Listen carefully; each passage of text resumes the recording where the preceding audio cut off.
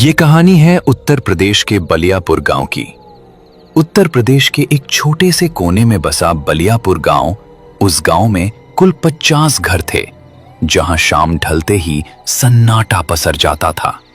गांव के मुहाने पर एक ऊंची पहाड़ी थी और उस पहाड़ी पर खड़ी थी राजा भानु प्रसाद की वो डरा देने वाली 800 साल पुरानी हवेली। सफेद पत्थरों से बनी वो विशाल इमारत।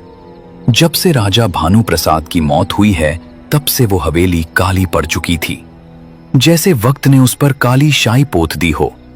दूसरी तरफ उसी गांव की चौपाल पर मुखिया हरि सिंह अकेले एक पेड़ के नीचे बैठे हुए थे। तभी सामने से दो शहरी लड़के आने लगते हैं, रवि और माला। दोनों शहर से पैरानॉर्मल इन्वेस्टिगेशन के लिए बलियापुर गांव आए हुए थे।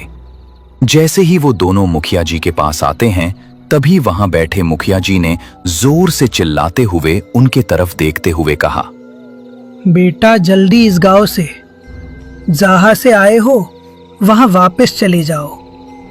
इस गांव की मिट्टी तो अच्छी है, लेकिन इस गांव के उस पहाड़ी पर जो राजा साहब की बरसों पुरानी हवेली है, वहां सिर्फ मौत है।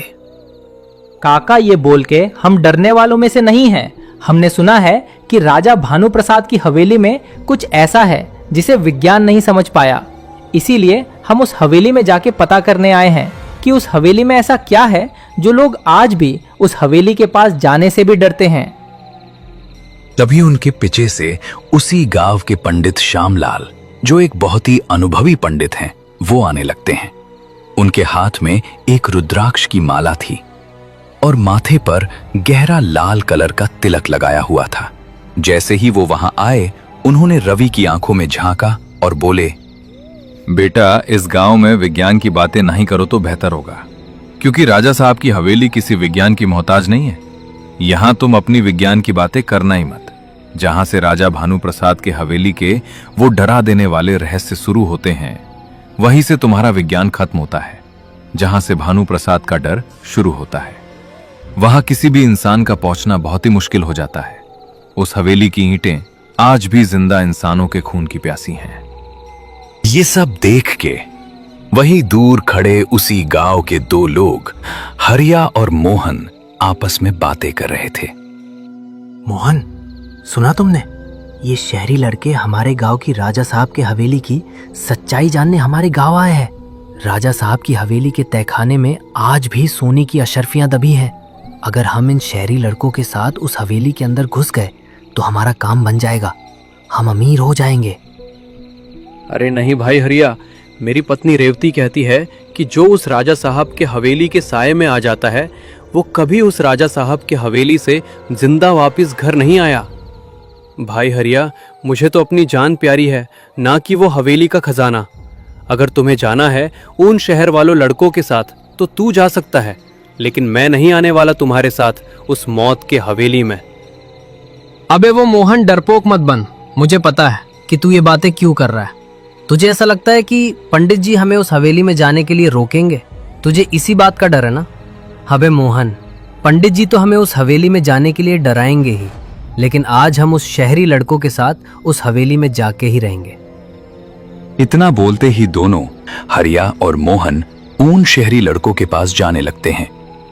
जैसे ही दोनों वहां पहुंचे, तभी वहां खड़े पंडित जी उन्हें देख के कहते हैं, आ गए, आ जाओ। तुम्हारी ही कमी थी जो तुम दोनों भी यहाँ आ गए। पंडित जी, ये क्या बोल रहे हो आप हमें? भले ही हम पैसों के लालची हैं, लेकिन आज हम दोनों इस शहर से आए लड़कों को उस हमारे गांव के राजा साहब की हवेली दिखाने ले जाएंगे। सच में? क्या आप हमें उस हवेली तक ले जाओगे? शुक्रिया भाई साहब, जो आप हमारी मदद कर रहे हो। अरे बेटा, इसमें मदद की क्या बात है? ये तो हमारा काम है। अगर तुम जैसे शहर के लड़कों की हम गांव के लोग मदद नहीं करेंगे तो कौन करेगा? चलो जल्दी आप दोनों को हम हवेली के पास लेके चलते हैं।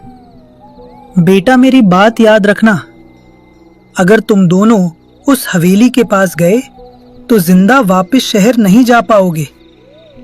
जैसे ही तुम लोग उस हवेली के पास गए कि समझो तुम्हारा आखिरी समय आ गया। हाँ बेटा, एक बार और सोच लो।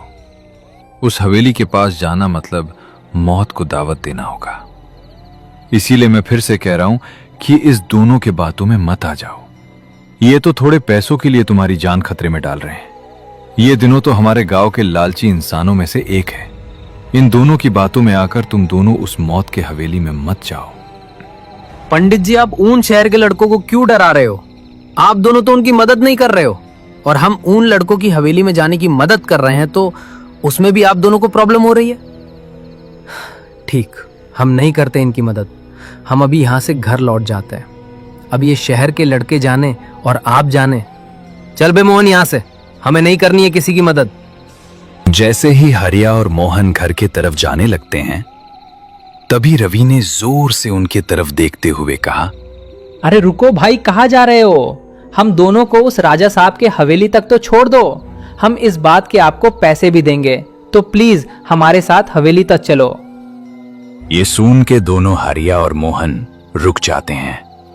ठीक है, तो चलो, हम दिखाते हैं आप दोनों को राजा साहब की बरसों पुरानी 800 साल पहले बनाई हुई हवेली।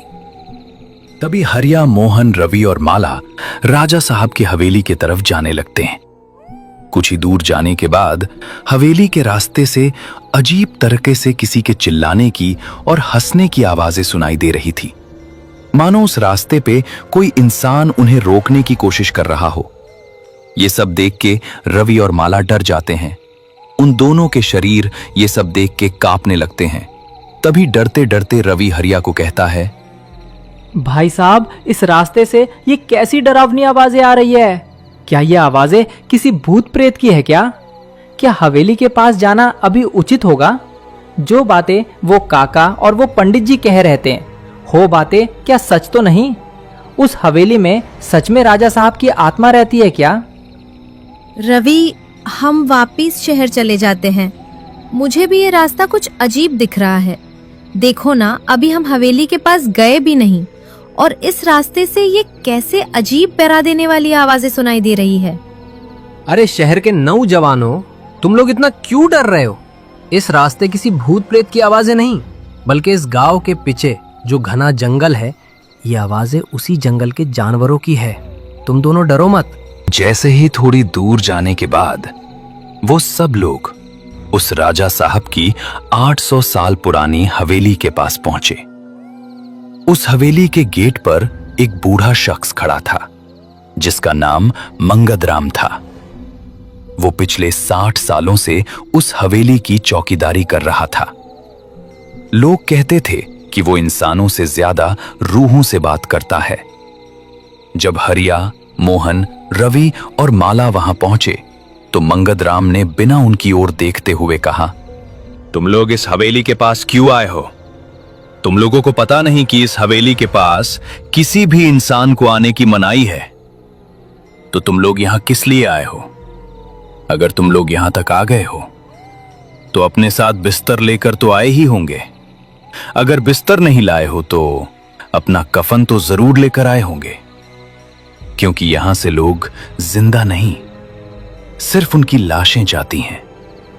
ये सब सुन के रवि और माला के रोंगटे खड़े हो जाते हैं। तभी हरिया ने उस चौकीदार से कहा, अरे वो बुड्ढे, तुम हमें डराने की कोशिश मत करो। हमको पता है कि यहाँ से कौन जिंदा बच के जाएगा और किसका यहाँ से कफन जाएगा। तुम इस हवेली के एक चौकीदार हो। तुम्हारी अब उम्र ही क्या बची है जो तुम हमको ज्ञान दे रहे हो? हट जा हमारे रास्ते से, हमें हवेली के अंदर जाना है। ये सब सुन के वो बूढ़ा चौकीदार पीछे हट जाता है। रात के 11 बज रहे थे। रवि, माला, हरिया और मोहन भारी मन से हवेली के विशाल दरवाजे के सामने खड़े थे। दरवाजा सदियों पुराने लोहे और लकड़ी का बना था, जिस पर अजीबो गरीब आकृतियां बनी थीं। जैसे ही हरिया, मोहन, रवि और माला उस राजा साहब के बरसों पुरानी बंद पड़ी हवेली के अंदर गए, वैसे ही हवेली के अंदर जोर से एक चीखती हुई आवाज उन्हें सुनाई दी। अंदर का नजारा डरावना था। धूल की मोटी परतें, टूटे हुए झाड़ू और दीवारों पर टंगी राजा भानु प्रसाद की वो रुबाबदार तस्वीर में राजा साहब के हाथ में एक लंबी तलवार थी और उनकी आंखें ऐसी थीं जो मानो कमरे के हर कोने पर नजर रख रही हों। रवि, मुझे महसूस हो रहा है जैसे कोई हमें देख रहा है। इस हवेली में कुछ भी अच्छा नहीं है। ये कैसी बदबू आ रही है, मानो इस हवेली में किसी जानवर का मांस पक रहा हो। हरिया देख, वो तस्वीर मुस्कुरा रही है। हमें इस हवेली से जल्दी निकल जाना चाहिए। अचानक हवेली के ऊपरी हिस्से से किसी के पायल की आवाज आई। फिर एक भारी गूंजती हुई आवाज पूरे हॉल में फैल गई। तुम लोगों की इतनी हिम्मत कि तुम लोग मेरे हवेली के अंदर आ गए हो। अब अंदर तो आ गए, लेकिन अब इस हवेली के बाहर जिंदा वापस नहीं लौट पाओगे। आज मेरे हवेली में नए इंसानों का खून आया है। मेरे हवेली में तुम सब लोगों का स्वागत है। आज तुम्हारे शरीर से मेरी बहुत दिनों की भूख मिटेगी। मैं बहुत दिनों से भूखा हूं। अचानक हवेली की सारी मोमबत्तियां अपने आप जल उठीं। हरिया ने देखा कि हवेली की छत से नीचे फर्श पर पानी की बूंदें टपक रही हैं। लेकिन जब उसने ऊपर देखा तो छत बिल्कुल सूखी थी। दहशत की शुरुआत हो चुकी थी। हवेली के अंदर का तापमान अचानक गिरने लगा। अचानक मोहन की चीख गूंजी। वो एक गलियारे की ओर इशारा कर रहा था, जहां एक काली परछाई रेंगती हुई जा रही थी। दूसरी तरफ गांव में रेवती का मन घबरा रहा था। उसने पंडित श्यामलाल का दरवाजा खटखटाया। पंडित जी, क्या आपने मोहन को देखा है? मोहन सुबह से घर नहीं लौटा। रेवती, मोहन और हरिया उस हमारे गांव की जो राजा साहब की पुरानी हवेली है, उस हवेली पर जो हमारे गांव में, उस हवेली पे रिसर्च करने आए। शहर के 2 लड़कों को लेकर उस हवेली की तरफ गए हैं। मैंने और मुखिया जी ने उनको रोकने की बहुत कोशिश की, लेकिन वो माने नहीं। पंडित जी, ये क्या बोल रहे हो आप? अगर मोहन उस हवेली पे गया है, इसका मतलब अनर्थ होना निश्चित है। मोहन उस मनहूस हवेली में गया ही क्यों? मुझे आज रात राजा साहब के रोने की आवाजें सुनाई दे रही हैं। पंडित जी ने अपनी झोली से एक तांबे का कलश निकाला। उसमें पवित्र गंगा जल था। ये सब लेकर दोनों उस राजा साहब के हवेली की तरफ जाने के लिए निकल पड़ते हैं। रेवती, आज की रात काल रात्रि है। राजा भानु प्रसाद की रूह को आज एक नए शरीर की तलाश है। हमें फौरन हवेली में जाना होगा। जब पंडित और रेवती उस हवेली के गेट के पास पहुंचे तो मंगतराम मुख्य द्वार पर किसी से बातें कर रहा था, जबकि वहां कोई नहीं था। हाँ हुजूर, आपके हवेली के अंदर आपको आज रात 4 लोगों के ताजा खून चखने मिलने वाले हैं। इससे आपकी बरसों पुरानी प्यास बस बुझने ही वाली है। हवेली के अंदर माला एक पुराने कमरे की ओर खिंची चली गई। वहां एक विशाल आईना लगा था। जैसे ही उसने आईने में देखा, उसे अपना चेहरा नहीं बल्कि एक सुंदर लेकिन उदास औरत का चेहरा दिखा। वो कोई और नहीं, वो इसी हवेली की रानी मृणालिनी थी। अचानक आईने से वहां राजा की पत्नी मृणालिनी बाहर आई।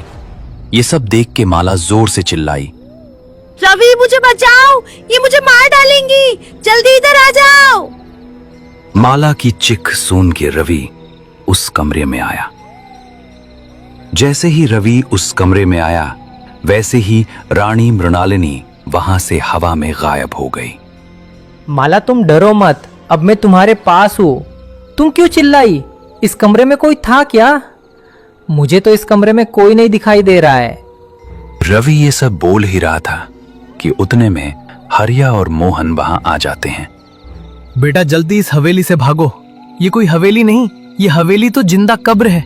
इस हवेली में 2 लोगों की आत्मा घूमती रहती है, राजा की और रानी। उधर पंडित श्यामलाल और रेवती हवेली के अंदर दाखिल हुए। पंडित जी ने मंत्रों का उच्चारण शुरू किया, जिससे हवेली की दीवारें कांपने लगीं।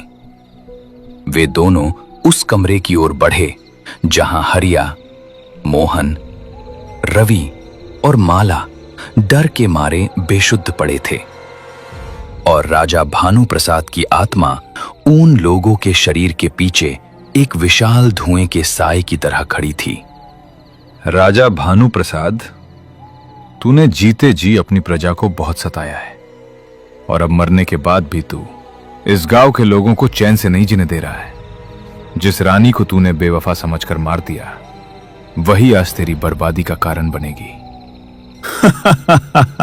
पंडित श्यामलाल, तू मुझे नहीं रोक पाएगा।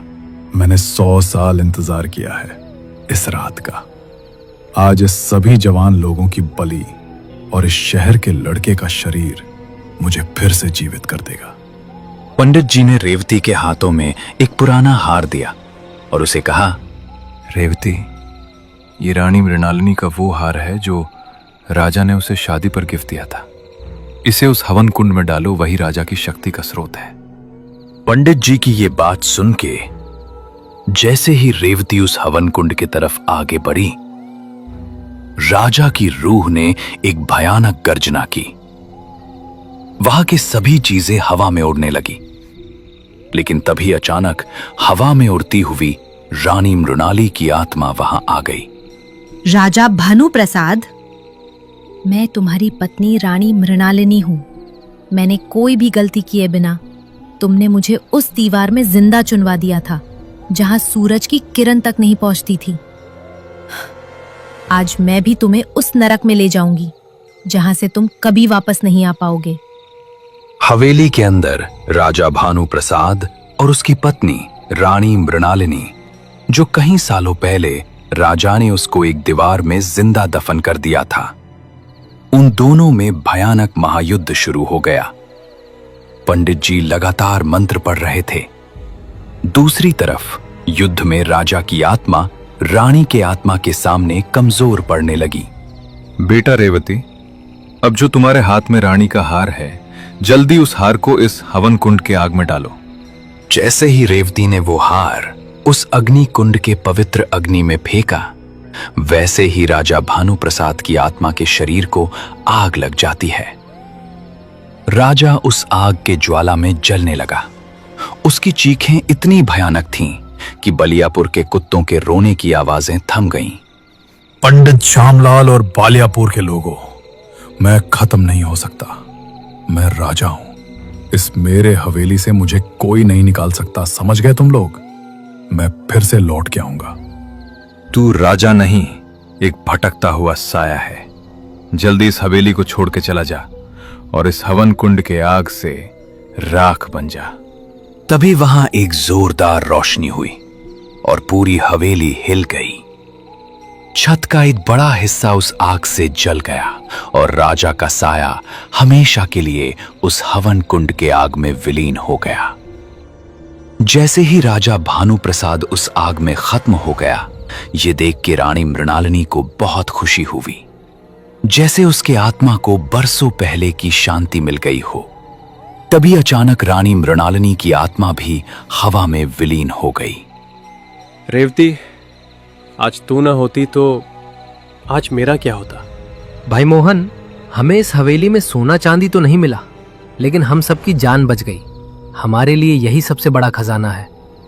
जैसे ही सभी लोग हवेली के बाहर निकले, तभी पंडित श्यामलाल ने हवेली के मुख्य द्वार पर एक अभिमंत्रित जंजीर बांध दी। उसके बाद पंडित श्यामलाल ने एक ऐलान किया, आज से ये हवेली किसी की जागीर नहीं, बल्कि एक सबक है कि बुराई चाहे कितनी भी ताकतवर क्यों ना हो, एक दिन उसका अंत निश्चित है। अब चलो सब इस मनहूस हवेली से बाहर निकलते हैं। सभी उस हवेली से गांव में वापस लौटने लगे। हवेली के गेट पे जो मंगत राम चौकीदार था, वो अब गायब हो चुका था। कुछ लोग कहते हैं कि वो आज भी पहाड़ियों में भटकता है। रवि और माला शहर वापस जाने लगते हैं, लेकिन जाते जाते रवि ने जब पीछे मुड़कर देखा तो उसे उस हवेली की एक धुंधली सी आकृति हाथ हिलाती हुई दिखी। शायद वो रानी मृणालिनी थी जो अब आजाद थी। बलियापुर गांव में अब शांति थी, पर राजा साहब की हवेली की कहानी आज भी वहां की हवाओं में सुनाई देती है।